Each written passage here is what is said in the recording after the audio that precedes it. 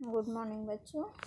आज हम हिंदी क्लास में पाठ 16 चंद्रशेखर वेंकटरमन पढ़ने वाले हैं। आप लोग सब लोग जानते हैं कि चंद्रशेखर वेंकटरमन कौन थे। एक वैज्ञानिक थे। तो चंद्रशेखर वेंकटरमन का जन्म 7 नवंबर 1888 को कब हुआ था? 7 नवंबर 1888 को कहाँ हुआ था? तमिलनाडु के तिरुचिरापल्ली, ठीक है, जिले के एक अय्यनपेट गांव में हुआ था। उनके पिता चंद्रशेखर अय्यर थे, यानी उनके पिता का क्या नाम था? चंद्रशेखर अय्यर थे। माँ का नाम पार्वती अय्यर था। चंद्रशेखर वेंकटरमन की माँ का क्या नाम था? पार्वती अय्यर। वह एक गृहिणी थी। गृहिणी मतलब हाउसवाइफ, यानी जो ऐसी माताएं जो घर में ही रहती हैं, घर का काम करती है, ऑफिस का काम नहीं करती है। रमन बचपन से ही पढ़ाई में सर्वश्रेष्ठ थे, यानी सबसे आगे थे, बुद्धिमान थे। कक्षा में उनके द्वारा पूछे गए प्रश्नों पर अध्यापक चकित रह जाते थे, यानी वो छोटे से उम्र के हिसाब से जो प्रश्न करते थे उस प्रश्न को सुनकर सभी अध्यापक आश्चर्यचकित रह जाते थे। 1930 में उन्हें नोबेल पुरस्कार से सम्मानित किया गया। किस पुरस्कार से सम्मानित किया गया था? नोबेल पुरस्कार से। नोबेल पुरस्कार पाने वाले रमन पहले भारतीय एवं पहले एशियाई वैज्ञानिक थे, यानी सबसे पहले नोबेल पुरस्कार मिला भारतीयों में, वो प्रथम व्यक्ति थे। विद्यार्थी जीवन से ही रमन अत्यधिक जिज्ञासु प्रवृत्ति के थे, यानी बचपन से ही उन्हें हर चीज़ जानने की इच्छा रहती थी।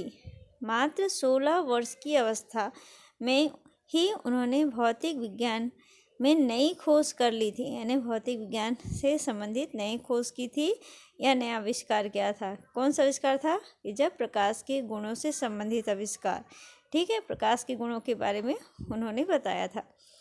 इसके बारे में जो लेख लंदन में प्रकाशित हुआ तो उनकी कीर्ति चारों ओर फैल गई, यानी लंदन में जो लेख प्रकाशित हुआ जिस लेख में किस बात का जिक्र था? प्रकाश के गुणों का। सन 1921 में रमन को शिकागो में हुए विश्वविद्यालय कॉन्फ्रेंस में कलकत्ता विश्वविद्यालय के प्रतिनिधि के रूप में भेजा गया था। किसके प्रतिनिधि का बना के भेजा गया था? कलकत्ता विश्वविद्यालय। कॉन्फ्रेंस से लौटते समय रमन का ध्यान समुद्र की पानी की ओर गया, यानी समुद्री यात्रा की थी। जब वहाँ से वे पानी जहाज़ से लौट रहे थे तो उन्होंने क्या देखा? पानी का रंग। उन्होंने प्रिज्म से झाँक कर देखा तो पाया कि समुद्र का रंग आकाश के प्रभाव से नीला नहीं है, यानी समुद्र का पानी नीला दिखाई दे रहा था, जो कि किसके कारण था? समुद्र के पानी आकाश के कारण नीला नहीं था, उसका कुछ और रीज़न था, ठीक है। वहाँ से लौटकर रमन ने प्रकाश के प्रभाव पर अपना विचार करना शुरू कर दिया। ना जब वहाँ से लौटे, देखे कि समुद्र का पानी नीला दिखाई दे रहा है तो उस पर विचार करने लगे। निरंतर अनुसंधान करके उन्होंने इस बात को सिद्ध कर दिया। अनुसंधान मतलब खोज, सिद्ध कर दिया। क्या खोज करके क्या सिद्ध कर दिया? कि अलग अलग माध्यमों से गुजरने पर प्रकाश की किरणों का रूप बदल जाता है। नेचर पत्रिका में प्रकाश के प्रभाव पर छपे लेख से दुनिया भर में इस खोज की धूम मच गई। इसके लिए उन्हें 1930 में विश्व का सर्वोच्च सम्मान नोबेल पुरस्कार से सम्मानित किया गया। विश्व का सबसे ऊंचा सम्मान या सर्वोच्च सम्मान कौन सा होता है? नोबेल पुरस्कार, जो कि किसको मिला? रमन को।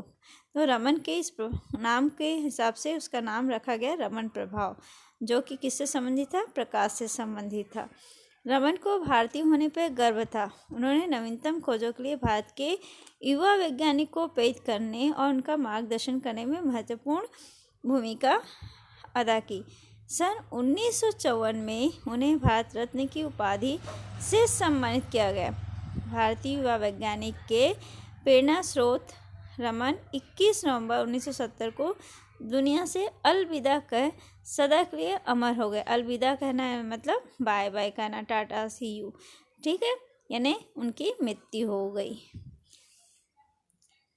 देखिए शब्दार्थ में सर्वश्रेष्ठ, सबसे सर्वश्रेष्ठ का मतलब होता है सबसे अच्छा। जिज्ञासु मतलब जानने की इच्छा रखने वाला। सर्वोच्च यानी सबसे ऊंचा। मार्गदर्शन करना यानी राह दिखाना, रास्ता दिखाना। सम्मानित करना, आदर प्रदान करना यानी इज्जत करना।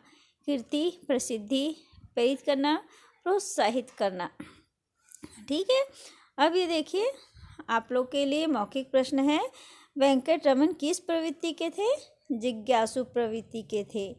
कलकत्ता विश्वविद्यालय की ओर से रमन को कहाँ भेजा गया था? शिकागो कॉन्फ्रेंस में भेजा गया था। विश्व का सर्वोच्च सम्मान कौन सा है? नोबेल पुरस्कार, है ना।